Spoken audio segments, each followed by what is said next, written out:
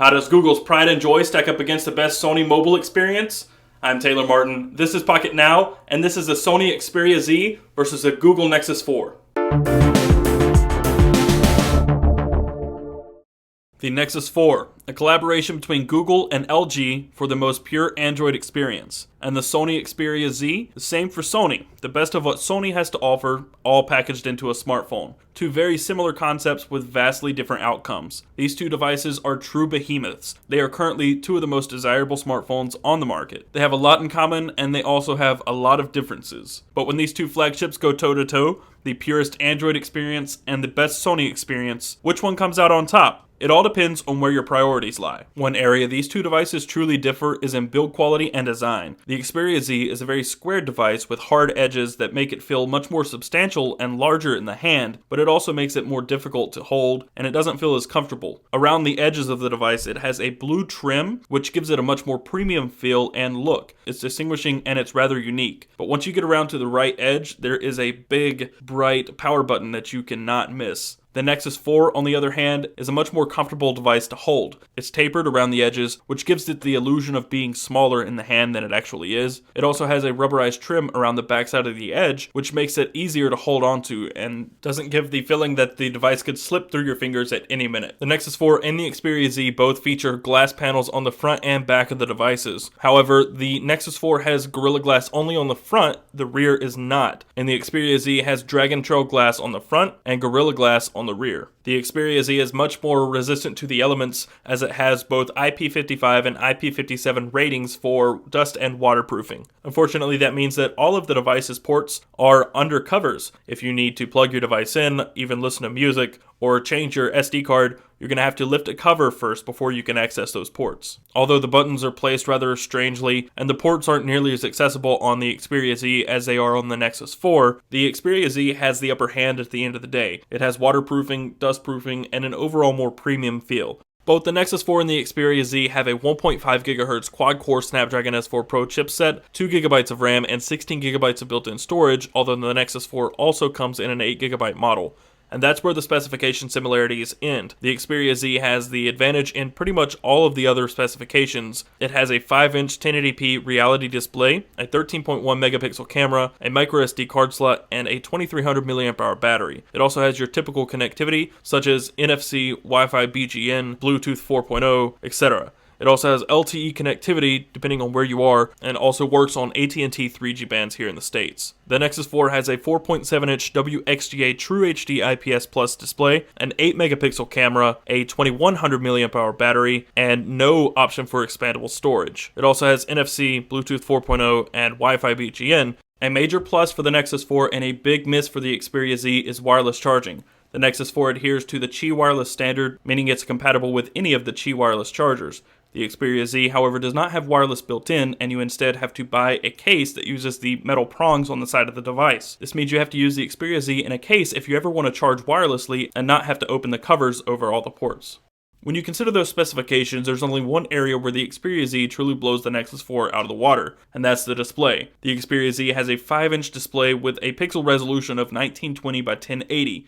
That's roughly 443 pixels per inch. When you compare that to the 4.7-inch 1280 by 768 pixels or a rating of 318 pixels per inch on the Nexus 4, the difference is considerable. But the comparison between these two displays is not just based on density. When you're watching videos or looking at pictures, the Xperia Z's display uses the Sony Mobile Bravia Engine 2, which makes colors pop a little more, and it makes it much more vibrant. In normal use, the Xperia Z's display pops much more than the Nexus 4. However, the contrast ratio of Sony's display is not nearly as high as the Nexus 4's contrast. Blacks are not nearly as dark or as inky on the Xperia Z as they are on the Nexus 4. So it's kind of a trade-off. Do you want extremely high resolution with colors that really pop with low contrast, or do you want a display that's relatively vivid, high contrast, and a much lower density? The true Achilles heel of the 1080p display on the Xperia Z is how much power it consumes. Laying both devices side by side on the table with the displays turned at full brightness, the Xperia Z drains much more quickly. Fortunately, all those pixels don't come at the expense of performance.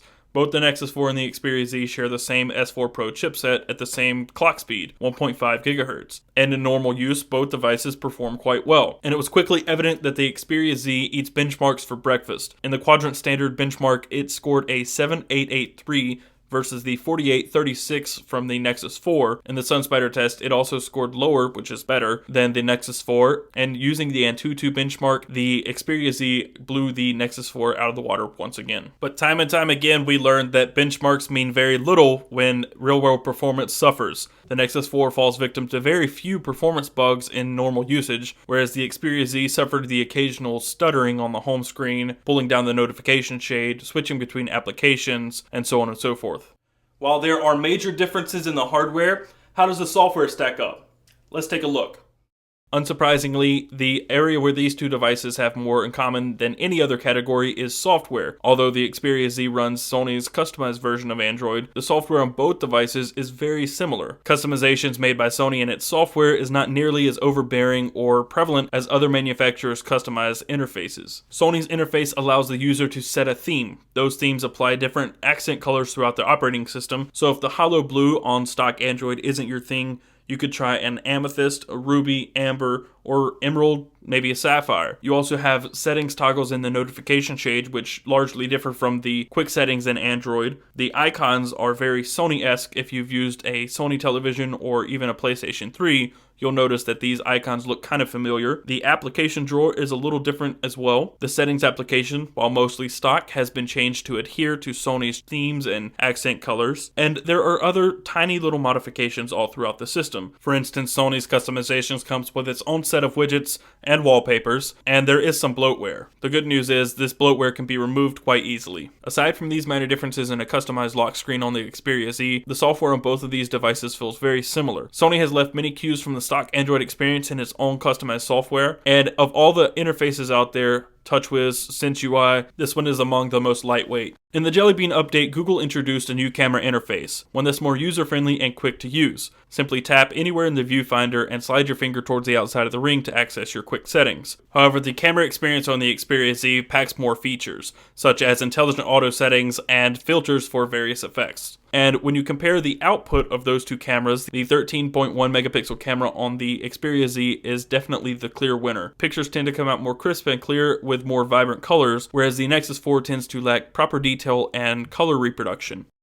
All in all, the Nexus 4 and the Xperia Z are marketed towards two totally different types of consumers. The Nexus 4 is geared more towards consumers who want a stable and consistent experience on the cheap. The Nexus 4 retails for either $299 or $349 depending on capacity, and is an absolute bargain. But without LTE and a mediocre camera, it was never the top in its class. The Xperia Z, however, is as premium as it can get. It has an excessively high resolution display, a 13.1 megapixel camera, waterproofing, dustproofing, LTE connectivity, a microSD card slot, but that comes at a rather steep price at upwards of $800 US. If you're looking for a more modest phone that's easier to manage one-handed and comes with the most pure Android experience, Nexus 4 is definitely the device for you. But if you're looking for something a little better for watching movies or playing games, something with raw power, a premium device all around, of these two, Sony's flagship smartphone is probably the one you should be eyeing.